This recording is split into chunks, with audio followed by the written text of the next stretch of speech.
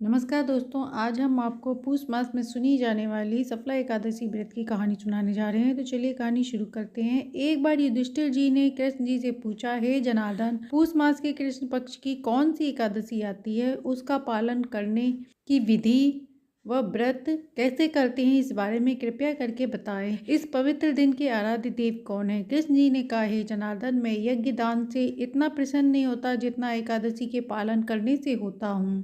जिस प्रकार पत्र में तुलसी पत्र, वृक्ष में पीपल श्रेष्ठ है, उसी प्रकार व्रतों में एकादशी व्रत सबसे श्रेष्ठ है। जो व्यक्ति एकादशी व्रत का पालन करता है वह मेरे लिए श्रेष्ठ होता है। इस दिन भगवान विष्णु की धूप दीप नैवेद्य से विधिवत पूजन करना चाहिए। अब मैं इसकी कथा बताता हूँ, इसे ध्यान पूर्वक श्रवण करो। चंपावती नाम की सुंदर नगरी में महेशमत नाम के पराक्रमी धर्मनिष्ठ नाम के राजा राज्य करते थे। राजा के 4 पुत्र थे, परंतु उनमें से सबसे बड़ा पुत्र लुम्बक हमेशा हर कार्यों में लुप्त रहता था तथा जुआ खेलता, देवताओं का अपमान करना आदि अनेक पाप कर्म उसके लिए सामान्य से बन गए थे। राजा उससे तंग आकर उसे राज्य के बाहर निकाल देता है। राजा के डर से उसके पास कोई नहीं आता था। एक दिन वह घनघोर जंगल में चला गया। राज्य से निकलने के बाद भी उसकी मनोवृत्ति में कोई परिवर्तन नहीं आया। उसने अपने पिता को कोसते हुए कहा कि उन्होंने मुझे राज्य से निकाल तो दिया है, पर मैं उनका राज्य छीन लूंगा। उसने सोचा, दिन के समय में जंगल में रहूंगा और रात्रि के समय लूट मचाऊंगा।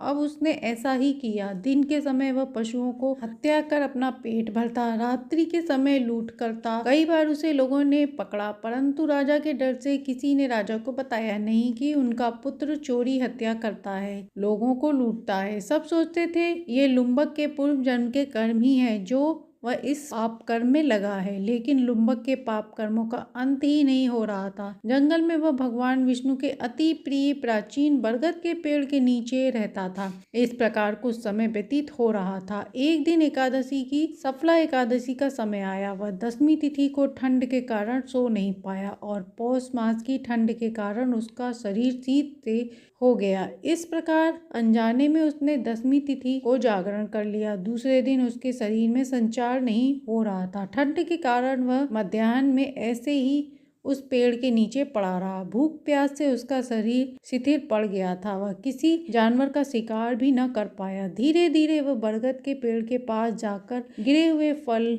को लेकर एकत्रित करने लगा। ऐसा करते समय संध्या का समय व्यतीत हो गया और वह अपनी इस अवस्था पर पछतावा करते हुए पीड़ा से अर्थ भावना से लुम्बक प्रार्थना करने लगा, हे प्रभु, मेरी क्या स्थिति हो गई है, कृपया आप मुझ पर दया करें। इस प्रकार प्रार्थना करते हुए उसने भगवान को फलों का भोग लगा दिया। इस रात भी ठंड के कारण वह सो नहीं पाया। भगवान मधुसूदन लुम्बक द्वारा दिए फलों से इतने अधिक प्रसन्न हो गए, अनजाने में ही सही उसने सफला एकादशी का व्रत कर लिया। दूसरे दिन सूर्य उगते ही एक घोड़ा आता देखा। वहां आकाशवाणी हुई और कहा, हे लुम्बक, ये घोड़ा तुम्हारे लिए आया है। तुमने सफला एकादशी का व्रत नियम पूर्वक करने से तुम्हारे समस्त पापों का नाश हो चुका है और इस घोड़े पर सवार होकर अपने नगर को जाओ व अपने माता पिता से मिलो। इसी क्षण तुम्हारा राज्य तुम्हें वापस मिल जाएगा। आकाशवाणी सुन लुम्बक खुश हुआ। सफला एकादशी व्रत से वह क्रांतिमान हो गया। वह उसी क्षण घोड़े पर सवार होकर अपने नगर को चल पड़ा। भगवान की कृपा से उसने अपना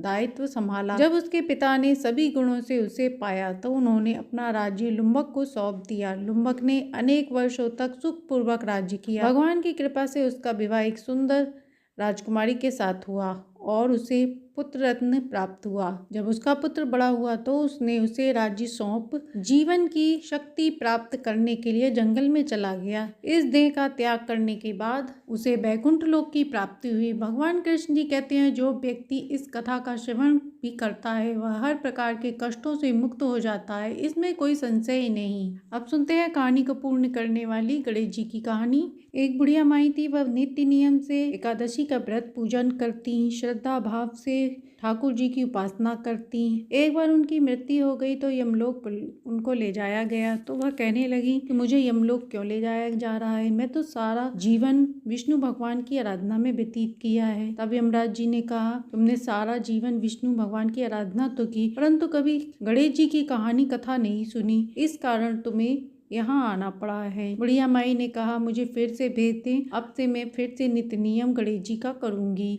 क्योंकि बुढ़िया माई विष्णु भगवान की बहुत बड़ी भक्त थी, उनकी उपासना बहुत अधिक करती थी। इससे उन्हें एक बार यमराज जी ने मौका दिया और धरती पर भेज दिया। अब वह हर एकादशी का व्रत पूजन करती तो उससे पहले गणेश जी की आराधना पूजन करती। इसके बाद गणेश जी उनसे प्रसन्न हुए और विष्णु भगवान ने उन्हें अपने बैकुंठ में स्थान दिया। तो ये थी एकादशी व्रत में सुनी जाने वाली 2 कहानी। कहानी अच्छी लगी हो तो लाइक एंड सब्सक्राइब करें।